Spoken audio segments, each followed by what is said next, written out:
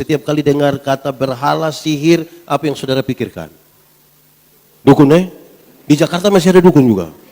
Dan saudara percaya masih ada dukun. Sihir-sihir masih ada. Penyembahan berhala masih ada. Jadi saudara membayangkan kalau berhala dan sihir itu sesuatu yang menakutkan. Nah juga kadang-kadang enak-enak juga.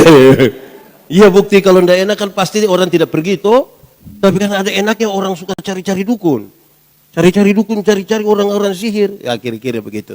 Tapi apakah memang menakutkan? Belum tentu juga saya kira. Aku berkata kepadamu, kasihilah musuhmu, berbuatlah baik bagi yang membencimu, mintalah berkat bagi yang mengutuk, berdoa bagi yang mencacimu.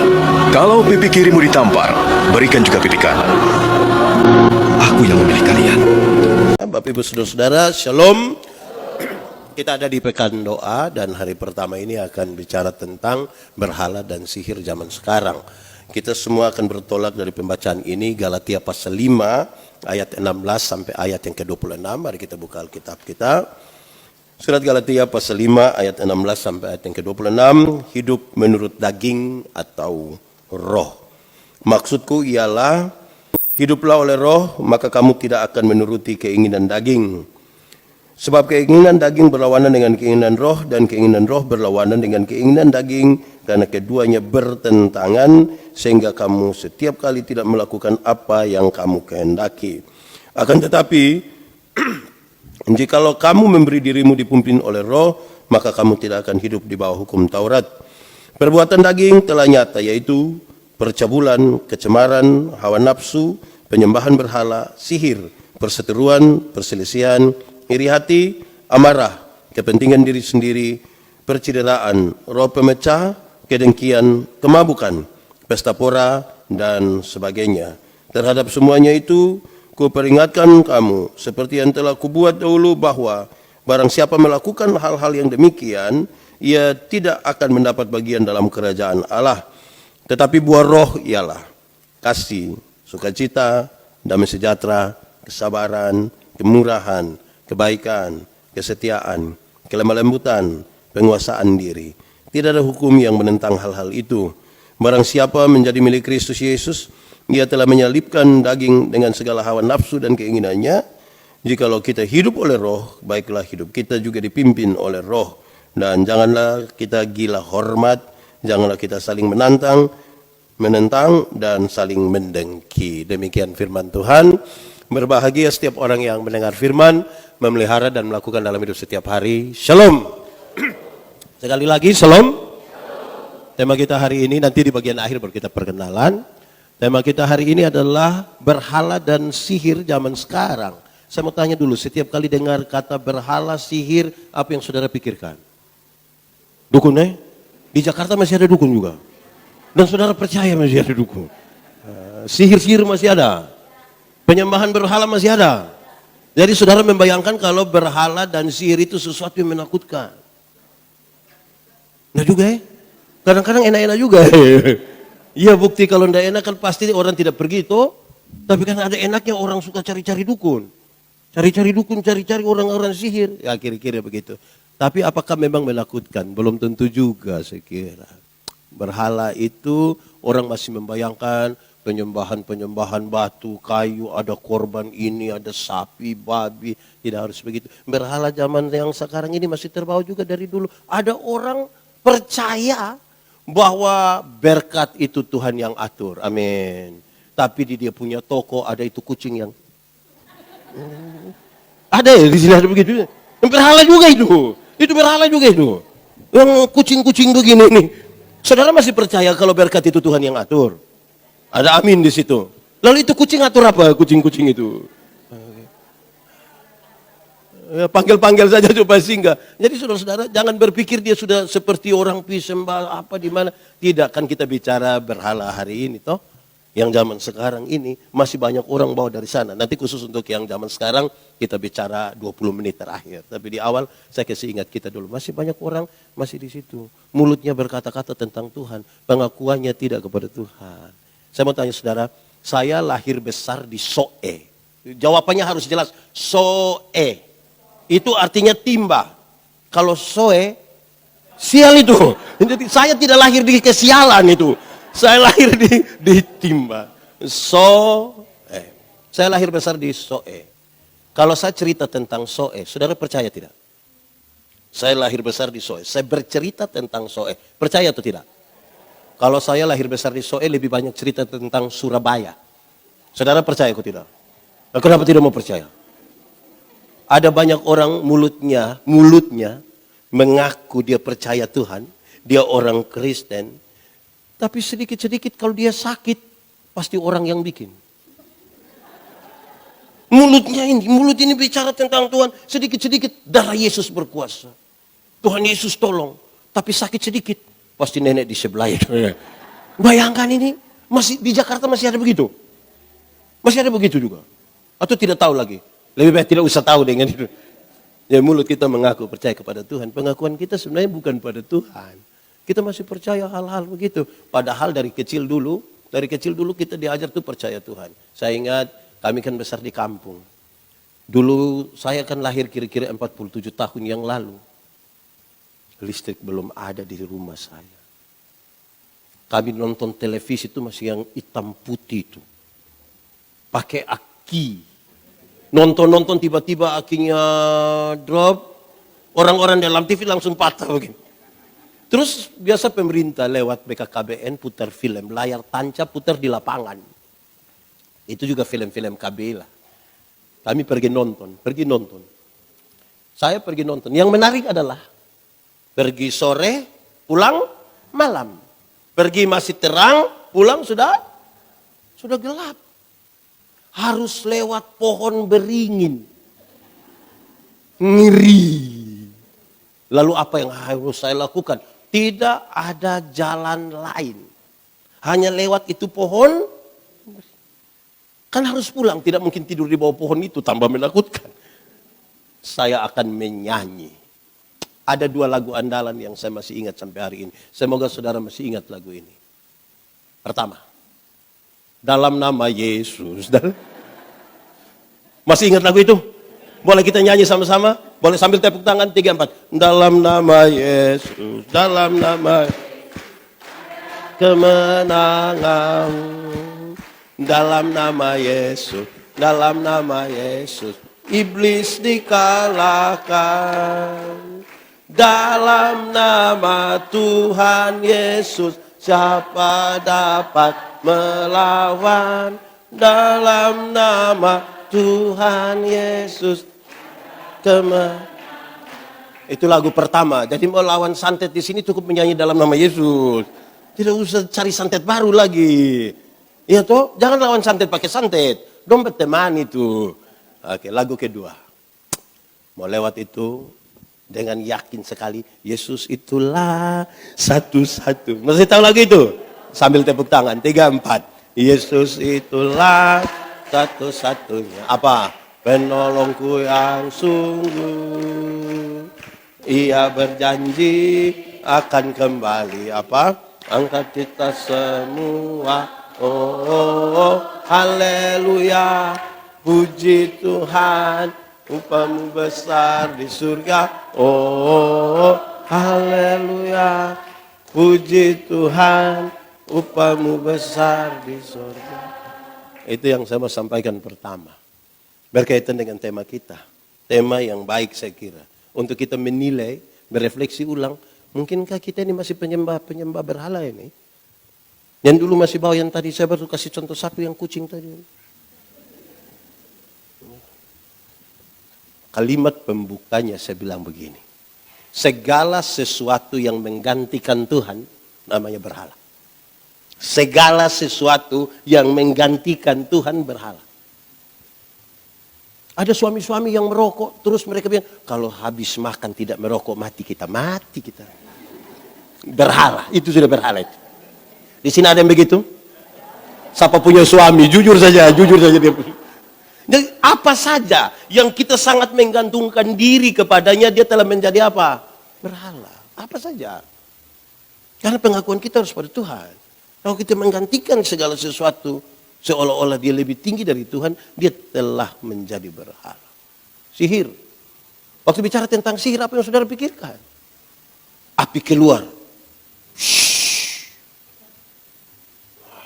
Tidak. Sihir itu yang membuat orang itu terpengaruh toh. Kalau kita selalu kaitkan sihir itu harus gaib lah, ada sesuatu yang tekan begini langsung menyala, listrik. Apa saja yang membuat kita begitu terpesona dan mengabaikan Tuhan, kita telah menjadikan itu sihir baru bagi kita. Itu orang punya penampilan itu buat kita terpesona sekali. Saudara tahu banyak orang hanya nonton film Korea, tidak gereja. Hanya nonton film Korea, dia tidak datang gereja lagi. Apapun yang telah membuat kita terpesona dan tidak bisa, itu telah menjadi sihir baru dalam hidup kita. Kita abaikan itu dulu, itu di pengantarnya. Saudara-saudara, kita baca teks tentang itu daging dan roh. Bagaimana saudara tahu ada roh dalam diri seseorang? Bagaimana saudara tahu bahwa di pendeta Yandi itu ada roh? Apakah waktu dia berkhotbah? Tidak juga. Kalau saudara mau tahu ada roh pada seseorang, dari buah yang dihasilkan oleh. Dari buahnya orang kenal pohonnya. Pertanyaannya sekarang, berbuah bagi Tuhan gampang atau susah? Susah atau gampang? Gampang atau susah? Gampang. Berbuah bagi Tuhan itu gampang. Ranting yang melekat kepada pohonnya, buah keluar dengan sendirinya tanpa disuruh. Saudara pernah lihat pohon mangga berbuah? Pernah lihat orang Jakarta ancam pohon mangga supaya berbuah? Buah! Buah keluar dengan sendirinya tanpa disuruh kan? Ranting melekat pada pohonnya, buah keluar dengan sendirinya tanpa disuruh. Banyak orang rindu berbuah, tapi tidak mau melekat kepada pohon. Akhirnya buahnya ada, tapi buah plastik. Saudara pernah lihat jeruk plastik? Advokat plastik pernah? Enak? Pernah makan? Anak kecil, anak sekolah minggu itu sejak awal sudah ajar kita lagu ini. Lagu ini sudah, Yesus pokok dan, boleh sambil tepuk tangan, tinggallah di dalam. Yesus pokok dan tinggallah di dalamnya. Lebih lagi, Yesus pokok dan tinggallah di dalam. Pasti apa? Pastilah kau akan apa? Ini pendeta berhadapan dengan komisi senior menyanyi lagu sekolah minggu dulu dari tadi. Ya karena dulu ini yang sekolah-sekolah minggu dorang kan. Masih ingat lagu itu. Lalu kenapa tidak meyakini apa yang kita nyanyikan dari lagu itu?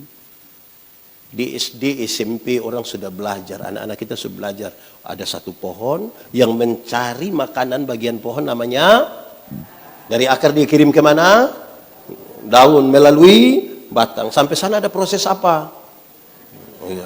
Setelah jadi makanan kirim ke ranting, buah. Kan harusnya begitu. Dari pohonnya orang mengenal buahnya. Lantas saya kasih tahu. Saya tidak mau bicara tentang yang kedagingan punya. Yang percabulan, hawa nafsu, mabuk. Saya menilai saudara-saudara kalau ada drama. Di sini ada yang pernah main drama kok tidak? Oh tidak ya. Ini semua pemain film. Ya. Kalau ada drama-drama pasca begitu, anak-anak kita tuh kalau dia pemerannya tuh antagonis, pemeran yang jahat-jahat, tidak perlu latihan. Menjiwai sekali itu langsung jadi. Mabok langsung jadi, pukul orang langsung jadi, judi langsung jadi, itu tidak perlu latihan. Sepertinya dia tiap hari hidup begitu mungkin ya. Kalau untuk memerankan yang baik-baik, kok susahnya setengah mati, latihan berulang-ulang. Tapi kalau pemerannya yang jahat-jahat, langsungnya. Di Jakarta juga begitu. Kita sama kalau begitu. Ya, baik. Buah yang baik dikasih tahu di situ. Kasih dan seterusnya. Ya, pohon yang baik menghasilkan buah yang baik. Toh? Nah, sekarang kita masuk pada tema kita. Untuk kita paham sesuatu yang lebih berhala. Sihir. Saya coba bikin dua jadi satu saja. Kan dua-dua mengalihkan kita dari Tuhan. Kenapa sih orang suka berhala? Kenapa sih orang suka sihir? Karena kedagingannya memaksa dia untuk selalu harus lihat yang cepat, harus dapat yang cepat. Tadi proses tadi toh. Dia mau yang cepat, dia mau yang heran, yang ajaib. Saya mau bilang pada saudara, kalau kita cari Tuhan mau cari yang ajaib-ajaib saja, setan juga bisa buat. Yang ajaib-ajaib itu setan juga bisa buat. Hanya satu yang setan tidak bisa buat. Apa itu? Bawa kita ke surga. Itu setan tidak bisa bawa kita ke surga. Yang lain-lain yang ajaib-ajaib itu setan bisa bikin. Tapi membawa kita ke surga tidak bisa. Saudara akan hidup lebih lama di surga, bukan di dunia. Yang akan paling lama itu ada di surga. Tapi saudara lihat, bahwa ternyata urusan di dunia ini membuat orang mau lebih cepat untuk jadi. Cari Tuhan, jangan hanya untuk sembuh dari penyakit. Tuhan datang ke dunia bukan untuk bikin orang sakit jadi sembuh, walaupun bisa dia buat. Itu bukan tujuan utama. Ada banyak orang tidak kenal Tuhan malah lebih sehat dari kita. Yang biasa mabuk itu mabuk dari kemarin sampai tadi pagi, istirahat sedikit, minum ulang, tidak tahu sakit. Kita yang mengaku kenal Tuhan duduk dekat AC pulang pilek. Jadi kalau cari Tuhan hanya untuk sehat, kita salah kenal Tuhan itu. Iya, cari Tuhan jangan hanya untuk kaya. Tuhan datang ke dunia bukan untuk bikin orang miskin jadi kaya. Walaupun bisa dia buat, tapi itu bukan tujuannya, bukan tujuan utamanya. Ingat ada banyak orang tidak kenal Tuhan malah lebih kaya dari kita. Itu koruptor, itu kaya-kaya semua. Dia punya rumah 2, 3, 4, 5, sampai tidak suka tinggal di rumah, dia tinggal di penjara Cipinang. Dia lebih kaya kan? Kita yang mengaku kenal Tuhan sedikit-sedikit pulsa habis. Sedikit-sedikit garam habis. Mau beli sepatu gereja saja pakai tanya, boleh bayar 6 kali? Lalu Tuhan datang ke dunia untuk apa? Menebus dan menyelamatkan kita. Mestinya dia yang layak dipuji toh. Kalimat Tuhan Yesus menjadi penting. Carilah dahulu kerajaan Allah dan kebenarannya. Selamat dulu. Baru yang lain itu di kekayaan kehormatan di, umur panjang di, jabatan di, istri di. Kok ibu-ibu tidak mau ya yang terakhir? Istri diberkati saja. Amin kok ibu-ibu. Jangan cari yang ditambahkan semua. Sudah mau mati baru, Yesus tolong. Oke. Saya mau bilang sekarang. Kita kalau gali ini panjang lebar. Tapi ini ada 10 hari atau berapa hari akan belajar. Saya langsung saja pada poin-poin yang lebih praktis. Berhala ini zaman sekarang apa sih? Tadi siang kami bercerita dan saya dapat yang paling pertama itu kita punya otak. Jadi berhala. Padahal saudara tahu, iman pengertiannya menarik. Iman adalah dasar dari yang kita harapkan. Dari segala sesuatu yang kita harapkan. Dan bukti dari segala sesuatu yang kita lihat atau tidak lihat. Iman bilang begitu kan? Pengertian iman bilang begitu. Bagaimana menjelaskannya? Dasar. Dasar itu fondasi. Saudara pasti tahu fondasi toh? Pernah lihat fondasi? Teori tentang fondasi itu ringan saja. Fondasi kuat, bangunan kuat. Fondasi miring, bangunan miring. Teorinya hanya begitu. Fondasi dari apa? Yang kita harapkan. Harapkan itu apa? Cita-cita, idealisme masa depan. Semangat untuk ke depan. Saudara mau jadi orang terkaya di Indonesia, silahkan, itu cita-cita. Saudara mau jadi gubernur DKI Jakarta periode 2080 sampai itu silakan. Itu cita-cita. Yang ibu-ibu yang nona-nona mau jadi wanita tercantik Cipinang silakan. Itu kan cita-cita. Tapi saudara bangun dia di atas dasar apa? Itu yang jadi masalah. Karena orang yang tidak beriman pun dia kepingin menjadi orang terkaya di Indonesia. Orang tidak beriman pun kepingin jadi gubernur DKI. Orang yang tidak beriman pun kepingin menjadi wanita tercantik ya, atur saja. Atur. Yang membedakan kita adalah membangun dia di atas dasar apa. Itu dasar. Kedua, bukti. Bukti dari yang dilihat atau tidak dilihat? Tidak dilihat. Tidak dilihat. Bagaimana menjelaskannya? Arsitek. Tahu arsitek? Arsitek ketika dia mau bangun, mau gambar ini gedung, dia taruh dulu di kepala. Ruangan ada berapa? Ada berapa lantai? Tangga ada di mana? Pintu di mana? Jendela di mana? Kelihatan? Dia taruh di sini. Dari yang tidak kelihatan, dia kemudian gambarkan di satu kertas. Mulai kelihatan kan? Dari kertas itu orang mulai mengerjakan bangunan ini. Waktu bangunan ini jadi. Kita sekarang ini kan kalau bangunan sudah jadi, orang lihat bangunan baru kan foto-foto di muka. Saya mau tanya, yang foto-foto di muka tahu titik-titik terkuat dari ini bangunan? Tidak tahu kan? Siapa yang paling tahu? Arsitek dan orang yang mengerjakan. Kenapa kemudian saya bawa kita ke sini? Membaca Alkitab, memahami sesuatu tentang Tuhan, harus ada satu ruang yang namanya iman. Tidak ada satu otak pun di ini dunia yang akan memahami Tuhan itu dengan begitu utuh. Kalau saudara ingin memaksa untuk mencari tahu Tuhan sangat logis, saudara satu saat akan tidak percaya pada Tuhan, saudara percaya pada akal. Pada titik tertentu itu iman tidak boleh masuk akal. Tidak boleh masuk akal. Kalau semua masuk akal, untuk apa beriman? Untuk apa beriman? Saudara mungkin tidak harus ke Israel untuk cari tahu Yesus dulu pernah. Tidak usah beriman saja. Masih mau beriman? Saya lihat saudara ragu-ragu. Pada titik tertentu iman tidak perlu masuk akal. Ya pendeta, bagaimana dulu itu batra itu binatang-binatang bisa dikasih masuk ke sana. Berpasang-pasangan. Kalau gajah itu gampang pendeta, gajah jantan, betina. Kuda itu kuda jantan, kuda. Tapi kalau kutu, itu bagaimana pendeta? Saya juga tidak tahu lah. Ada yang bisa bedakan kutu jantan, kutu betina. Saudara-saudara, pada titik tertentu, iman itu tidak perlu harus masuk akal. Tapi bukan berarti kita tidak perlu memahami dia dengan otak. Tapi juga dengan asal percaya semua yang tidak masuk akal. Kalau tangan kanan gatal artinya dapat duit. Yakin. Tangan kanan gatal dapat uang. Lalu saudara kerja untuk apa? Tinggal duduk garu-garu begini. Kalau tangan kanan gatal artinya dapat uang, maka orang koreng pasti kaya raya. Itu bukan tangan kanan saja yang gatal, semua gatal habis itu. Alkitab kasih tahu, satu-satunya cara untuk dapat berkat ialah kerja. Apa?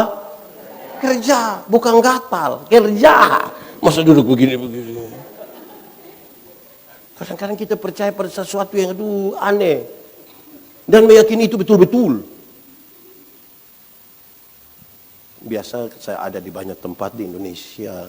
Pendeta Yandi, habis kita foto-foto dulu. Boleh.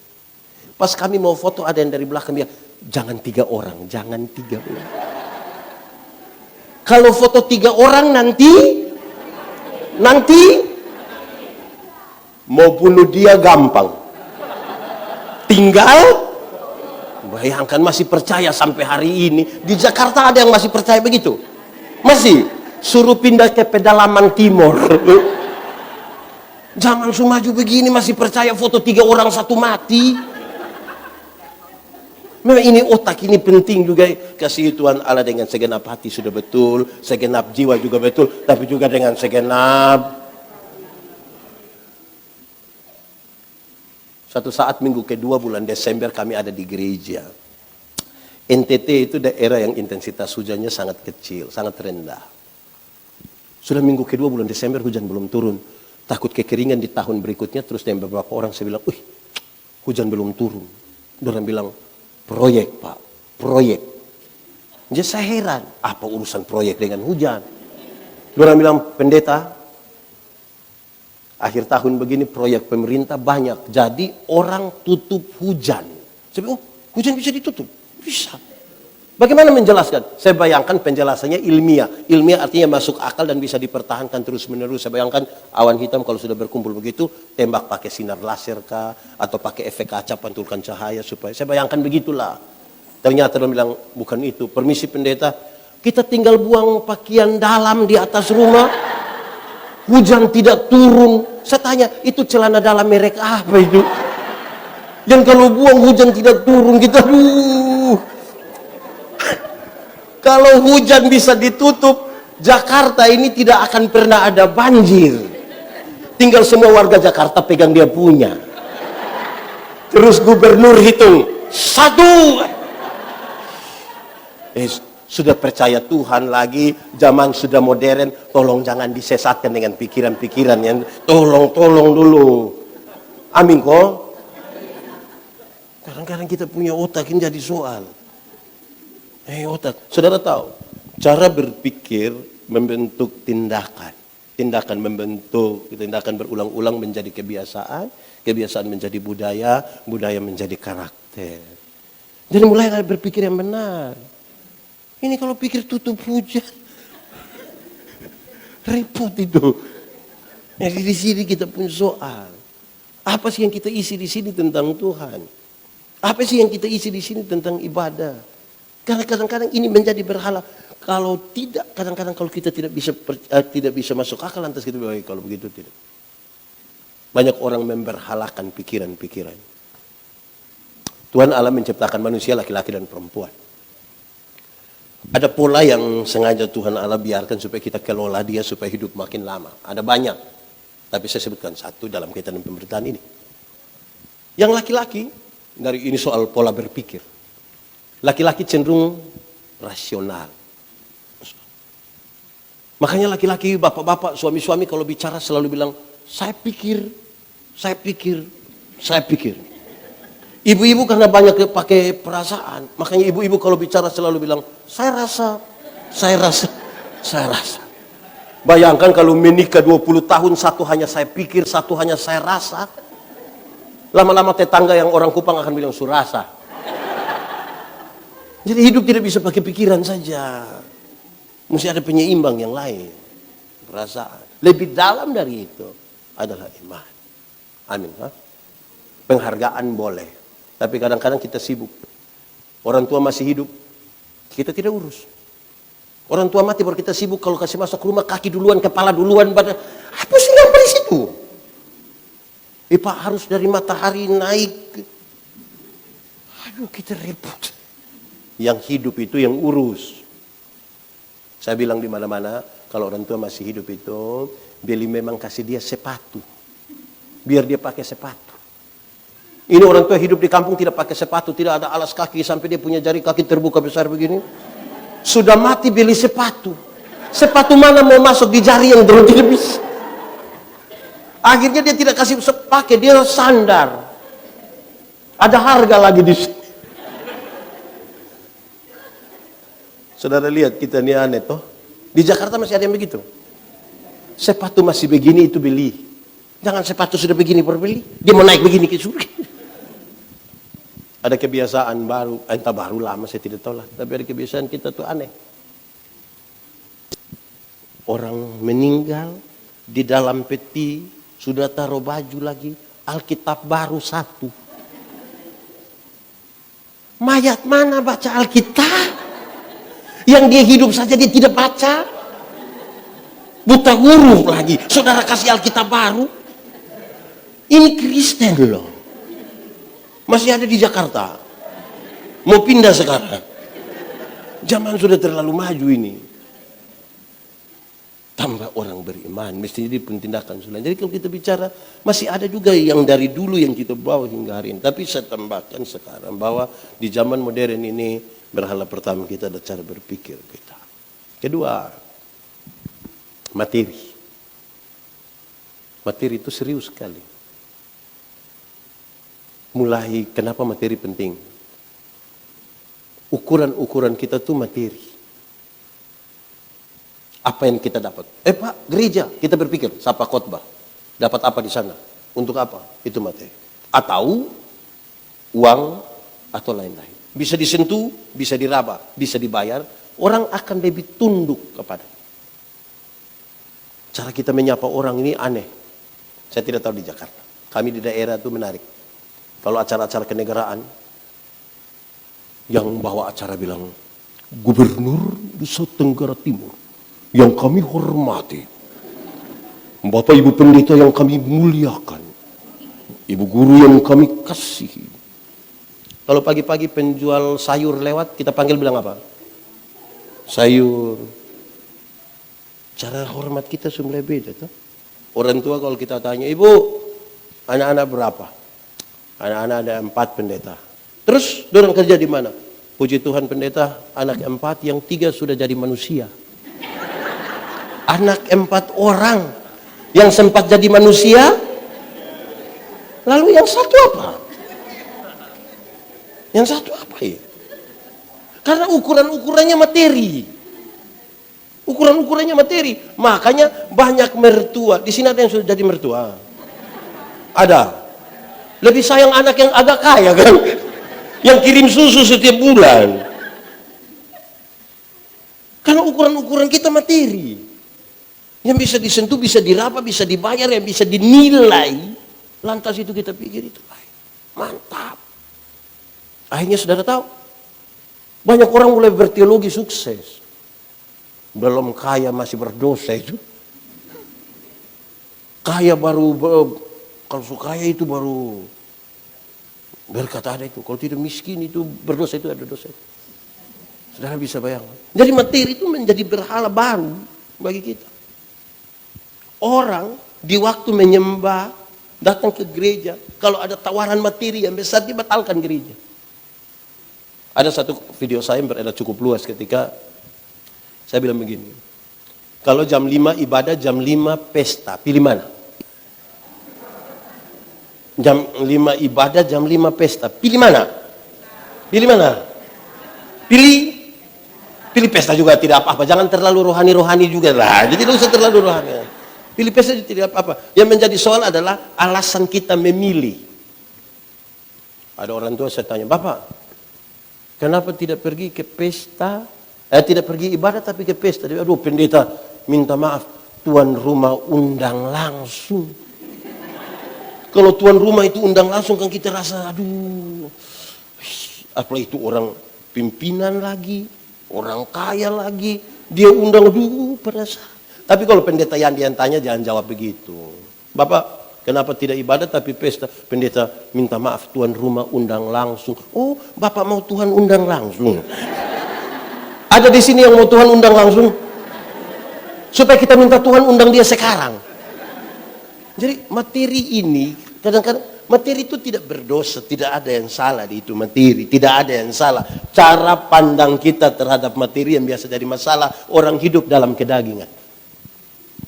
Banyak orang mata tertuju kepada berkat, bukan kepada sumber berkat. Orang beriman kepada Tuhan matanya tertuju kepada sumber berkat, bukan kepada berkat-berkat. Kadang-kadang kita melihat lebih banyak pada berkat, bukan kepada sumber berkat. Itu yang membuat kita kemudian sulit percaya kepada Tuhan. Terus ada yang bilang, Ibu, kasih uang. Kita gandakan. Dari 100 akan jadi hilang. Karena kita kira itu tujuannya. Apa? Dia saja yang ada itu susah. Mau gandakan kita punya uang bagaimana? Materi ini kadang-kadang kacau.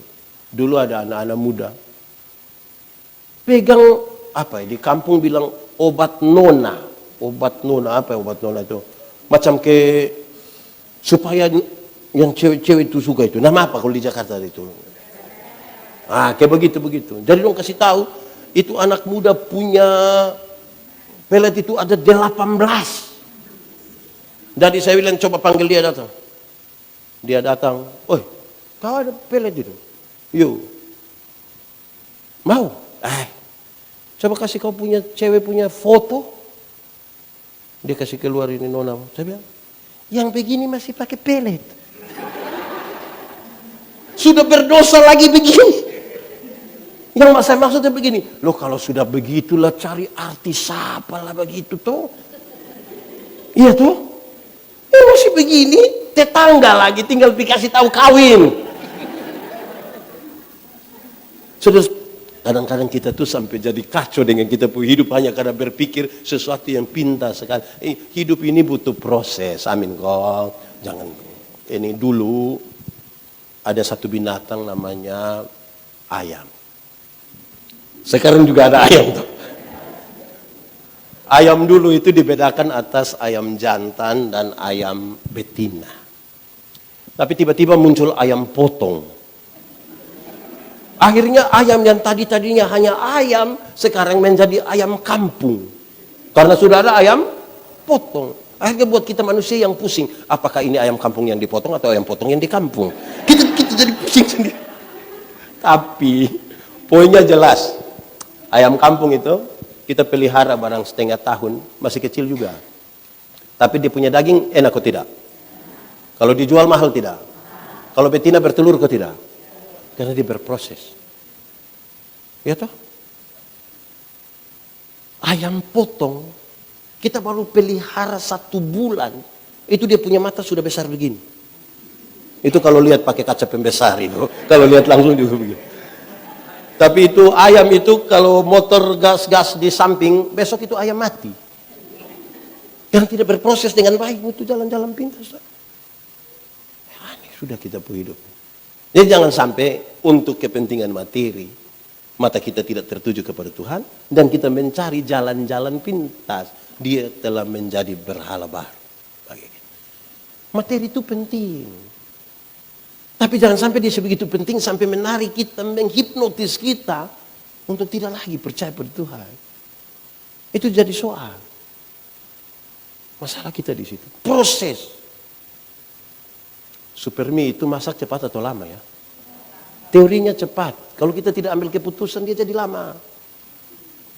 Kalau saya bilang kepada istri saya, "Mah, saya mau makan supermi." Ibu ke dapur 2-3 menit dia datang tanya, "Pak, mie goreng apa mie kuah?" Terus saya bilang, "Mie kuah sayang, mie kuah." Ibu ke belakang 2-3 menit dia datang tanya, "Kuah banyak atau sedikit?" "Banyak, taruh saja." Dia ke belakang 2-3 menit dia datang tanya, "Pakai telur atau tidak?" "Sayang, taruh saja, taruh saja." Dia ke belakang 2-3 menit dia datang tanya lagi, "Pakai sayur atau tidak?" Oh, lama-lama kita tidak makan. Hanya tanya-tanya saja, tanya-tanya saja. Jadi percaya pada Tuhan supaya tidak boleh ada berhala baru, mesti ambil keputusan. Orang yang mendua hati tidak akan pernah tenang dalam hidupnya. Orang tua dulu ajar kita kalau satu waktu yang sama buru rusa 2 ekor sekaligus, dua-dua tidak dapat. Seorang perempuan dewasa umur 28 tahun belum menikah, ada 2 laki-laki suka dengan dia, yang harus dia lakukan adalah ambil keputusan. Tidak bisa tiap malam dia hanya bilang, oh repot itu, keputusan. Dalam satu hari seorang manusia ambil keputusan antara 300 sampai 1500 kali keputusan. Itu berkonsekuensi ke masa depan. Bangun tidur, mau langsung turun atau tarik tambah selimut, itu keputusan. Bangun tidur mau berdoa dulu atau foto, itu juga keputusan. Berkonsekuensi ke masa depan. Saudara mau datang ke gereja ini kan soal keputusan. Kenapa pendeta Yandi berkhotbah di sini hari ini? Karena saya pernah ambil keputusan kira-kira 29 tahun lalu untuk sekolah teologi. Makanya hari ini saya berkhotbah di sini. Kenapa saudara punya istri itu, suami itu? Karena pernah ambil keputusan kan? Tidak mungkin saudara bilang, "Pendeta, saya benar-benar tidak tahu. Saya tidur-tidur begini, sadar dia di sebelah." Kan tidak mungkin lagi. Ada keputusan yang saudara buat. Nah, supaya tidak muncul berhala baru, sihir baru di hidup, mesti ambil keputusan. Mau percaya Tuhan kok tidak. Yang paling banyak celaka itu sebenarnya bukan orang buta. Yang pura-pura buta yang biasa celaka. Yang buta sekali dia tuh, dia jalan saja. Tapi yang pura-pura buta itu dia mau mati dia. Yang mesti mikir, mau percaya Tuhan percaya saja. Kalau tidak lebih baik tidak. Kekristenan itu bertingkat-tingkat. Ada 3 tingkat kekristenan. Yang pertama, beragama tapi tidak beriman. Untuk agama dia agama semua. Apalagi di kita punya KTP kan harus tulis agama. Mau tidak mau beragama. Beriman belum tentu. Belum tentu. Apalagi agama diatur dalam struktur berbangsa dan bernegara. Mau jadi ini harus beragama, jadi ini harus beriman. Banyak orang menjadi beragama tapi belum tentu beriman. Kedua, naik sedikit. Bertobat tapi tidak berbuah. Dia hanya bertobat saja. Orang yang bertobat tapi tidak berbuah, dia hanya bicara tentang masa lalu. Waktu tahun 1970 diberi kesempatan bicara di sini, waktu 1970. Pindah lagi kesempatan bicara di sini, dia ulang waktu 1970. Pindah lagi, ulang lagi waktu 1970. Satu saat dia baru bangun, jemaat bilang 1970. Bertobat tapi tidak berbuah. Nah, yang paling tinggi ini berbuah. Sama-sama 1, 2, 3. Dalam hal inilah Bapakku dipermuliakan, yaitu jika kamu berbuah banyak dan buahmu itu tetap, supaya apa yang kamu minta kepada Bapa dalam namaku diberikannya kepada. Mau Jakarta penuh dengan kemuliaan bagi nama Tuhan, berbuah. Mau tempat ini penuh dengan kemuliaan Tuhan, berbuah. Supaya Allah dipermuliakan. Dalam hal inilah Bapakku dipermuliakan. Nah, kita bisa ukur, kita ada di kelas yang mana. Kalau kita tidak ada di kelas yang atas, orang yang hanya beragama tapi tidak beriman pasti menyembah berhala. Bahkan agama pun dia bikin berhala. Simbol-simbol agama jadi berhala. Istri jatuh dia tidak ambil, tapi Alkitab jatuh dia ambil, cium lagi. Walaupun tidak baca. Orang bertobat tapi tidak berbuah, dia akan memberhalakan dirinya sendiri. Ada pemuda ini, panitia ini. Terus kita tanya, Om, panitia tadi bagaimana? Dia mulai bilang, so bagus. Tapi, itu tapi itu. Itu tapi itu kasihan ini panitia ini. Salah semua. Karena yang benar harus yang seperti 1970. Zaman sudah berubah ini. Kalau dia tidak berbuah, dia memberhalakan dirinya sendiri. Akhirnya dia hanya akan bergaul dengan orang-orang yang satu apa? Kok saudara tahu sekali? Mungkin di sini ada yang begitu. Kayak gitu. Nah, kalau berbuah, disitulah Allah dipermuliakan. Tidak ada yang lain dipermuliakan. Allah dipermuliakan. Saudara tahu, kami pendeta-pendeta ini juga kadang-kadang bermasalah ini. Kalau melayani jemaat yang kaya, sampai ibu, kita doa ya bu. Kita doa untuk suami, untuk anak-anak, untuk usaha. Lama-lama dia tidak ngomong, kita yang ngomong kembali. Tapi kalau berdoa kasih orang miskin, kita sampai tutup mata kita berdoa. Kalau mati pun Tuhan berkenan dulu. Hati-hati nih soal materi, itu bisa jadi berhala baru. Saya punya video satu, beberapa pendeta protes sekali. Tapi kan saya punya toh. Kan saya punya.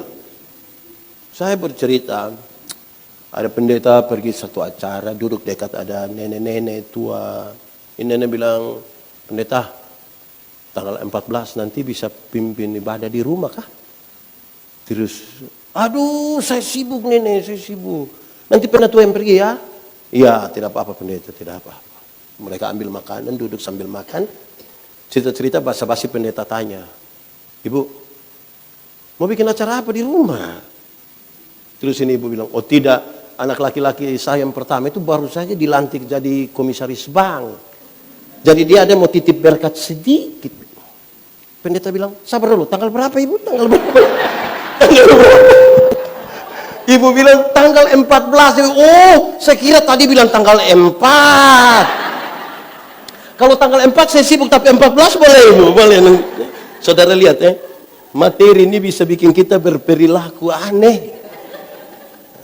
Bisa jadi berhala baru Semoga orang-orang di Jakarta teristimewa di GKI ini sudah tidak lagi peduli dengan itu Ada harta kasih saya semua saja, tidak apa-apa. Ya. Ketiga, kita dibatasi waktu. Ini yang senior dong harus istirahat toh. Nanti darah naik, gula naik, kasihan ibu-ibu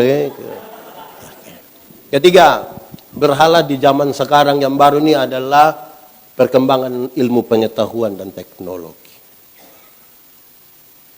Kan sekarang ini orang malas doa, orang malas baca Alkitab, tinggal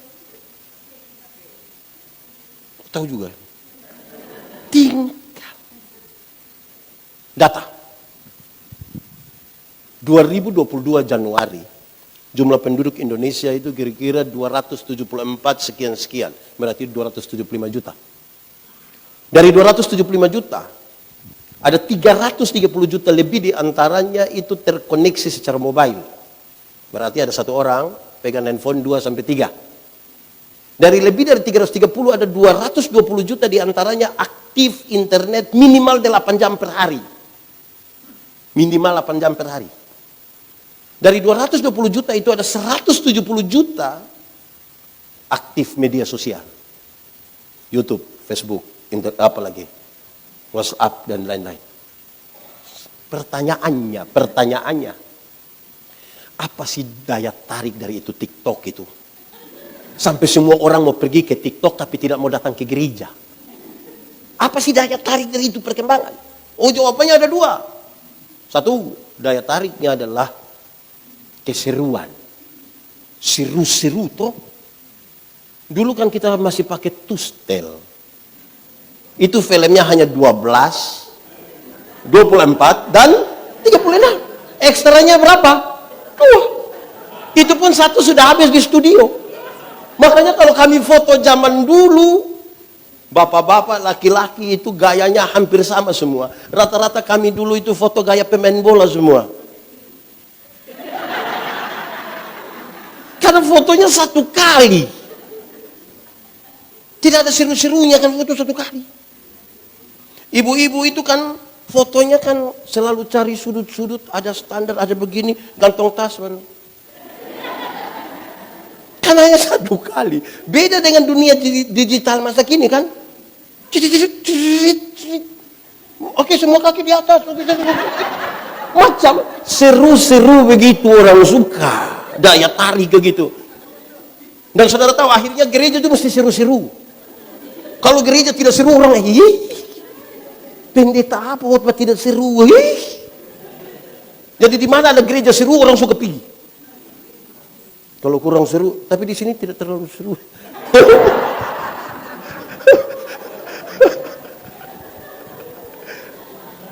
Keseruan. Yang kedua gaya hidup. Di media sosial itu gaya hidup. Wih, orang gaya sekali. Mau terbang foto ini. Apa lagi? Boarding pass. Makan kangkung foto. Terus tulis manjakan lidah. Makan kangkung manjakan. Itu bukan manjakan lidah, membiasakan lidah.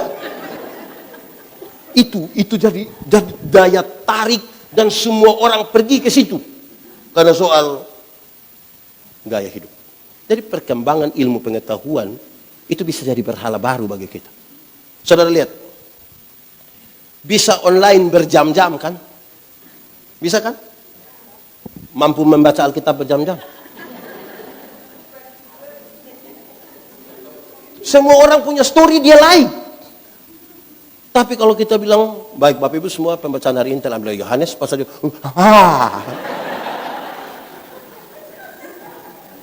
betul? Di Jakarta ada? Cipinang? Yang duduk di sini juga ada? Dia pakai baju warna apa juga? Aduh, jangan.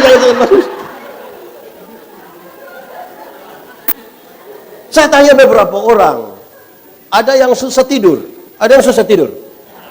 Yakin insomnia? Yakin? Saudara kalau susah tidur, pergi ke gereja. Pasti akan selama saudara buka Alkitab selama saudara buka handphone, ada mau tidur. Bergaul akrab dengan perkembangan ilmu pengetahuan. Lalu dia salahkah? Tidak salah. Tidak salah. Tidak salah. Kita masalah. Saya berkhotbah di satu acara. Acara apa ya? National Telkomsel. Saya bilang begini. Ini perkembangan ilmu pengetahuan ini seperti pisau yang sangat tajam. Pisau yang sangat tajam kalau dipegang oleh seorang dokter bedah, dia akan jadi berkat bagi orang lain. Tetapi kalau dia dipegang oleh OPK, orang tanya OPK apa? Orang potong kepala. Itu dia akan bermasalah bagi orang lain.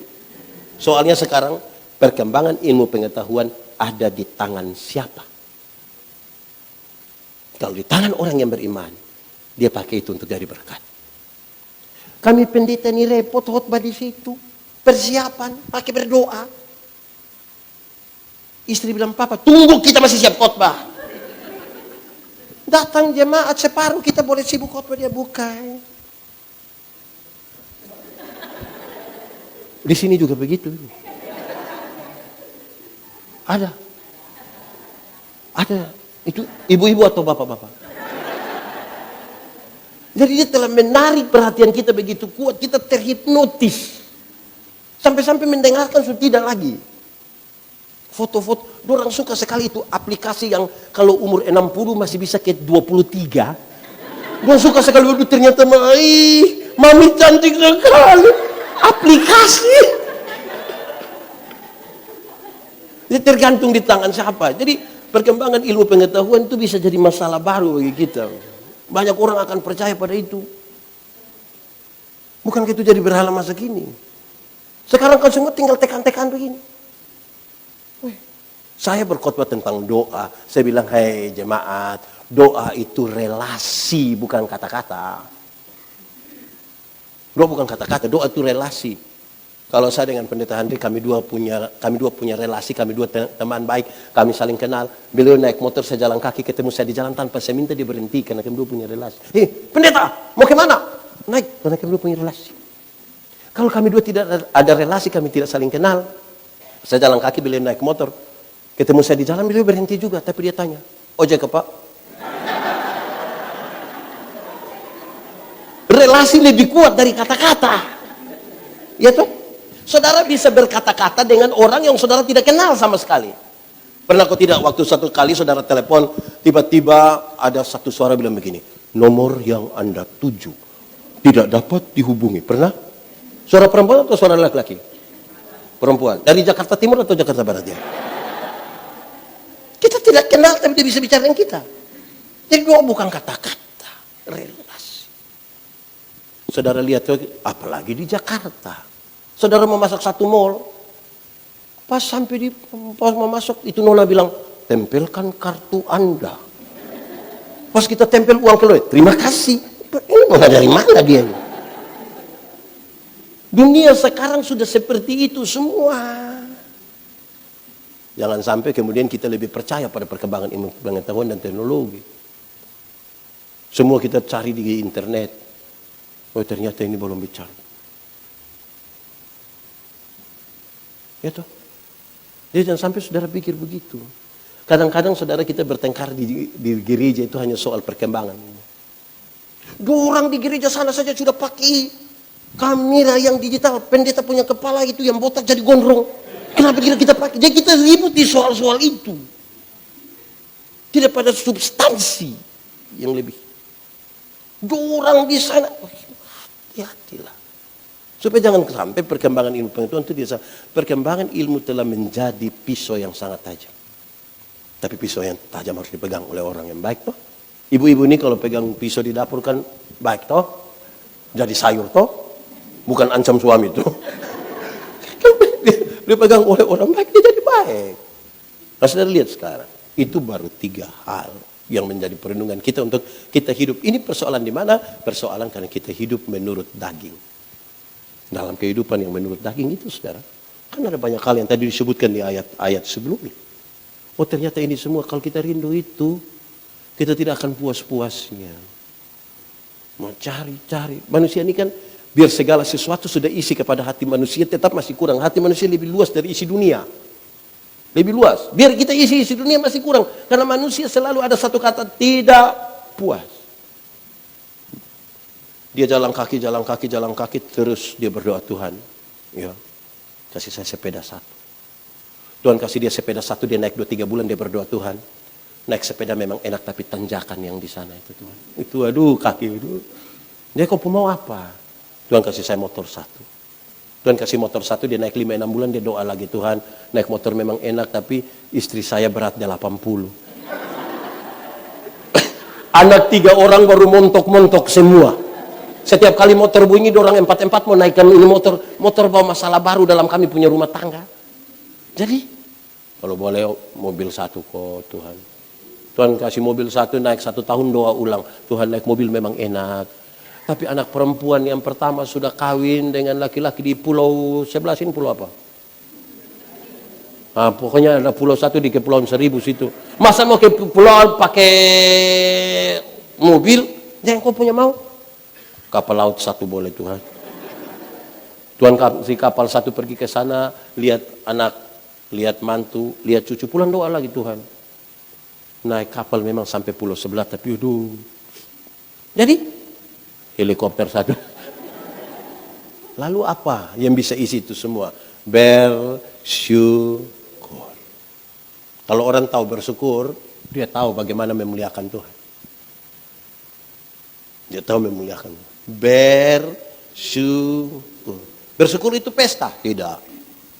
Bersyukur itu adalah waktu di mana seluruh pikiran, perasaan, hidup hanya tertuju pada Tuhan. Itu namanya bersyukur. Ada orang bikin ibadah syukur tapi hati pikiran tidak tertuju pada Tuhan.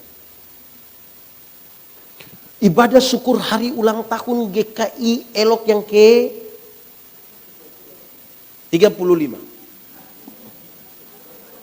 Sudah anggap saya 35 supaya tidak ada masalah. Ibadah syukur GKI ke 35. Banyak jemaat hati pikiran perasaan tidak tertuju pada Tuhan. Dia sibuk pada kostum. Ini paduan suara repot dengan mau pakai seragam yang mana. Merah, biru, coklat atau abu-abu. Polos atau kotak-kotak. Terus strapnya di sini, kita ributnya di barang lain. Acaranya syukur.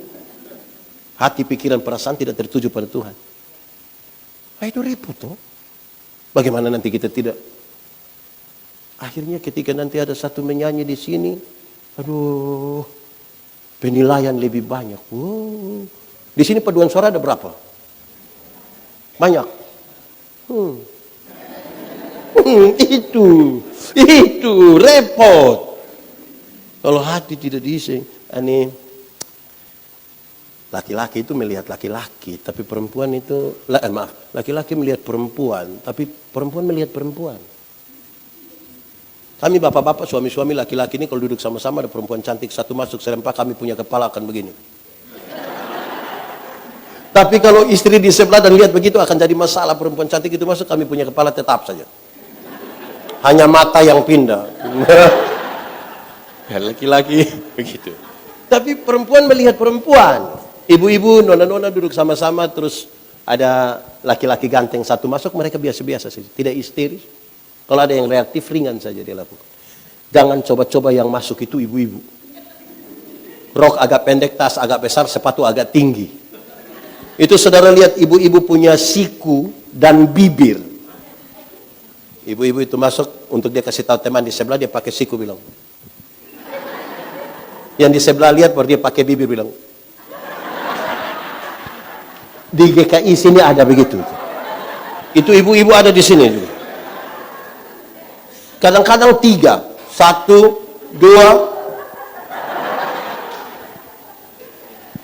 Saudara-saudara lihat saja. Jadi kalau kita syukur itu bukan pikiran perasaan hidup tertuju pada Tuhan, pasti tertuju pada berhala, pasti tertuju pada manusia, pasti tertuju pada penilaian. Kita mau bergereja begitu. Nah itu kira-kira dia punya pesan begitu. Semoga saudara-saudara pakai ini. Ini pekan doa itu. Lihat kok pakai sudah. Ini tambah besok lah tema apa lah. Besok ada yang tahu tema apa? Saudara sudah tidak mau tahu lagi dengan tema besok. Ya. Tapi kalau itu diisi dan dipakai itu jadi hebat tuh, luar biasa. Oke, sebelum saya kembalikan kepada yang pimpin pujian, pimpin ibadah hari ini, kita butuh berkenalan sedikit ya. Orang biasa bilang kalau belum kenal maka saya selalu tambah. Jadi kalau kenal pasti sayang. Belum tentu juga. Banyak kasus yang ditangani oleh polisi itu adalah kekerasan dalam rumah tangga. Kekerasan dalam rumah tangga itu suami pukul istri, istri lawan suami, orang tua pukul anak, anak lawan orang tua. Padahal mereka baku kenal semua itu. Suami mana tidak kenal dia punya istri? Kenal kok tidak? Tapi pukul-pukul kan? Jadi kalau kita kenal nih, ya minimal supaya saling mengingatlah. Kalau ketemu kita baku sapa. Saya pendeta Yandi Menobe, saya orang Timor. Lahir besar di Soe, kira-kira 110 km dari Kupang. Saya pendeta Gemit. Saya sudah menikah. Istri saya 3. Anaknya, ibu. 3 anak. Itu juga saya punya anak semua. Istri saya juga seorang pendeta gemit. Anak 3 orang masih kecil-kecil. Yang paling besar Donata itu baru umur 14 tahun. Terus Gian 10, Jonathan umur 7 tahun. Kita menikah sudah umur 32 waktu itu. Pacaran 10 tahun. Orang bilang pendeta, bisa pacaran 10 tahun? Iya, setia. Belum tentu juga. Loh kok bisa 10 tahun? Iya 10 tahun, karena kalau saya berhenti dengan dia, siapa lanjut dengan saya lagi. Jadi kami tinggal di Kupang, bersyukur sekali bisa melayani. Yang menarik, saya dipanggil Yandi, tapi nama di KTP bukan Yandi. Joseph Andreas. Tidak ada hubungan kan dengan Yandi. Saya juga heran. Tapi dia punya kisah sendiri. Saya bercerita sedikit terus selesai. Tapi jangan ingat ini lebih tinggi dari ingat khotbah tadi. Karena saya punya istri suka protes. Papa pikir papa khotbah bagus. Saya bilang, mama, saya diundang di mana? Papa, coba bapak cek orang yang pergi ikut papa khotbah. Jangan sampai orang pergi hanya mau tertawa-tertawa. Orang pikir papa Sule. Ibu kok terlalu sejauh itu. Bapak, coba bapak tanya yang ikut papa khotbah. Coba bapak tanya. Jangan sampai orang pulang, orang bilang, kau rugi tidak ikut pendeta Yandi khotbah. Kok? Iya, bagus. Iya. Dia bilang apa? Tahu? Pokoknya kita tertawa dulu, kita senang. Tapi saudara ingat yang tadi, ingat.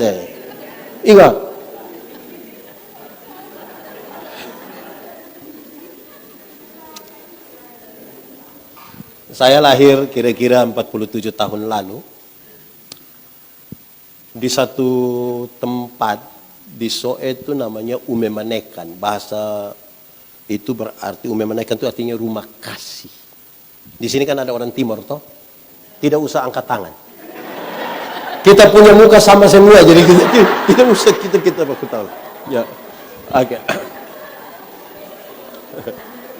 Jadi, oke. Pemilik dari itu rumah kasih, sekarang dia jadi panti asuhan. Sekarang dia jadi panti, masih ada di Soe. Pemilik dari Umemanekan itu satu orang tua masih hidup sampai hari ini. Namanya Bapak Joseph Andreas Christian. Saya punya mama itu melahirkan saya dalam keadaan buta 2 mata dan separuh badan lumpuh. Ketika Bapak Yosef lihat bahwa ibu yang buta dan lumpuh itu melahirkan anak laki-laki, dia minta.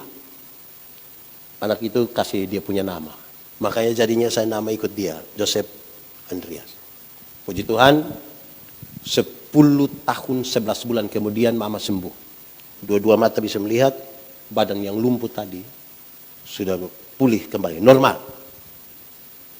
Rupa-rupanya di hamil awal sebelum sakit, mama rindu saya dipanggil Yandi.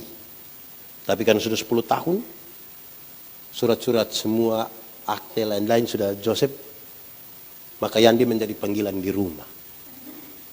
Setiap kali nama itu disebutkan, kita ingat bagaimana susah payahnya mama dalam keadaan lumpuh dan buta melahirkan seorang. Saya tidak bayangkan kalau hari itu mama meninggal dan lain sebagainya. Dan karena itu nama yang bukan nama yang viral, sebenarnya itu nama yang membawa saya kembali ke masa lalu yang berat. Saya tidak menetek bapak yang berjuang begitu rupa dalam urusan bagaimana urus mama yang lumpuh, kakak-kakak dan saya. Dan puji Tuhan kalau Tuhan berkenan kita hidup, kenapa tidak Kira itu, saya kira itu yang lebih penting dari semua. Semoga kita bisa. Kok saya lihat kayak saudara sedih-sedih. Tidak usah lah. Saudara macam cepat menangis sekali. Mari kita tunduk kepala semua di hadapan Tuhan. Mari berdoa. Ya Tuhan, terima kasih. Kami telah mendengar firman-Mu dalam keterbatasan. Tetapi kami tahu kalau Tuhan di dalam kami dan kami dalam Tuhan, benih-benih firman-Mu bertumbuh dan berbuah dalam hidup kami. Kami rindu firman-Mu jadi pelita bagi kaki kami, terang bagi jalan kami. Kalau ada yang berkomitmen, dengarlah dan biarlah Tuhan menyertai dan menuntun kami satu persatu. Terpuji nama Tuhan, di dalam nama Yesus kami berdoa. Amin. Aku berkata kepadamu, kasihilah musuhmu, berbuatlah baik bagi yang membencimu, mintalah berkat bagi yang mengutuk, berdoa bagi yang mencacimu. Kalau pipi kirimu ditampar, berikan juga pipi kanan. Aku yang memilih kalian.